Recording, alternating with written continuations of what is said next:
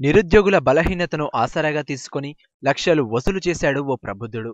తిరుమల తిరుపతి దేవస్థానంలో చాలా మంది వ్యక్తులు తనకు పరిచయమున్నారంటూ పేదలైన నిరుద్యోగులను మోసం చేస్తూ లక్షలు గడించాడు. బాధితులలో ఒకరు తనకు న్యాయం జరగలేదని తెలుసుకొని తన వద్ద డబ్బులు తీసుకున్న మోసగాడి ఇంటి ముందు ఒంటిపై కిరోసిన్ పోసుకొని నిప్పంటించుకోవడం వల్ల ఈ విషయం వెలుగులోకొచ్చింది. ఖమ్మం జిల్లా సత్తుపల్లి ప్రాంతంలో నిరుద్యోగుల బలహీనతను ఆసరాగా చేసుకొని అత్తిలి చెలం అనే వ్యక్తి సుమారు 50 లక్షల రూపాయలను వసూలు చేశాడు. టీటీడీలో పనిచేస్తున్న ప్రకాష్ రెడ్డి అనే వ్యక్తిని చూపుతూ ఈ అక్రమ వసూలకు పాల్పడ్డాడు.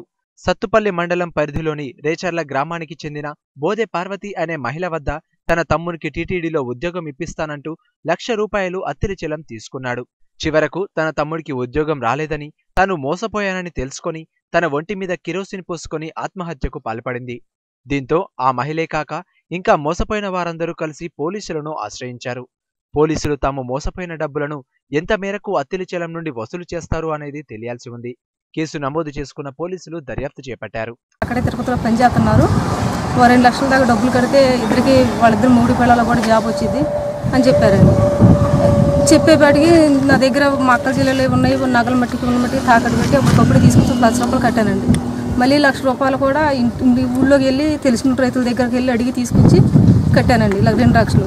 అయితే 2 నెలల తర్వాత ఇంకా రావట్లేదు ఏంటండి అని నేను అడిగానండి. అడిగితే వాళ్ళు అదిగో ఇదిగోనని చెప్పిండండి చాలా రోజులు. తర్వాత ఒక 6 నెలలు అవుతుందండి ఇప్పటికి. పోలీస్ స్టేషన్కి వెళ్ళి కూడా చాలా చెప్పానండి 2-3 సార్లు. అయితే ఆ చలం బాధితులు కూడా చాలామంది ఉన్నారని వాళ్ళతో పాటు తిరగమని చెప్పారండి. అలా కూడా తిరుగుతూనే ఉన్నానండి 1 నెల నుంచి. మొన్న ఇంటి మీదకి వచ్చి మా కప్పులోళ్ళు వచ్చి గొడవ పెడుతున్నారండి. గొడవ పెడుతుంటే ఇంటికి వెళ్ళి అయితే స్టేషన్లో పెట్టానని చెప్పారండి పోలీసు వాళ్ళు. అయితే చెబితే ఒకవేళ అయితే నేను సెంటర్కి వెళ్ళానండి దీనికి ఇడ్లీ తెచ్చుకోవడానికి. సెంటర్కి వెళ్ళేప్పటికీ తెలంగాణ వచ్చిందండి నాకు. స్టేషన్లో అన్నారు కదా, స్టేషన్లో లేడు ఇంటి దగ్గరే ఉండని చెప్పి డబ్బులు అడుగుదామని వెళ్ళానండి. డబ్బులు అడుగుదామని ఇక్కడ మాకు ట్రాక్టర్ తోలే డ్రైవర్ ఒకతను ఉండండి, ఇక్కడికి వచ్చిందండి. వస్తే కొద్దిగా వెళ్ళి డబ్బులు అడిగేసి వద్దాం రమ్మని చెప్పి తీసుకెళ్ళినండి అబ్బాయిని. ఆ అబ్బాయి కింద ఉన్నాగే నేను పైకి వెళ్ళానండి. అంటే ఆ మెట్లు కింద అక్కడ కిరసనాల డబ్బా కూడా కనపడిందండి. వాళ్ళు ఉన్నారండి. వాళ్ళ నన్ను చూసి ఆ శలం పారిపోయిందండి. వాళ్ళ అబ్బాయి ఇంట్లోనే ఉంటే నేను వెళ్ళానండి. వెళ్ళి మీ నాన్నగారు పాపం డబ్బులు ఇట్లా తీసుకున్నారని చెప్పి నేను అడిగానండి. అడిగితే వాళ్ళు ఆయన ఏమంటూ నువ్వు ఇంట్లోకి వచ్చి మాట్లాడతావా మా లంజముండా ఎవరివే నువ్వు నా ఇంట్లోకి వచ్చి మాట్లాడతావు అని చెప్పి అక్కడి నుంచి నెట్టేసిండండి. ఇంట్లో నుంచి బయట నెట్టిండండి.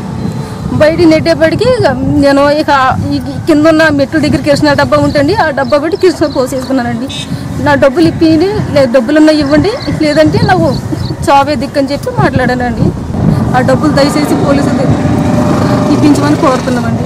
నాగేశ్వరరావు ఉద్యోగాలు ఇప్పిస్తానని చెప్పేసి వెంకటాచలం మా దగ్గర డబ్బులు తీసుకున్నాడు. తిరుపతి దేవస్థానంలో జాబులు ఉన్నాయని చెప్పేసి మా ముగ్గురు పిల్లలకు కూడా డబ్బులు తీసుకున్నాడు. నా దగ్గర 3,50,000 తీసుకుంటాను. మా అమ్మాయి జాబ్ చేస్తుంది తిరుపతిలో.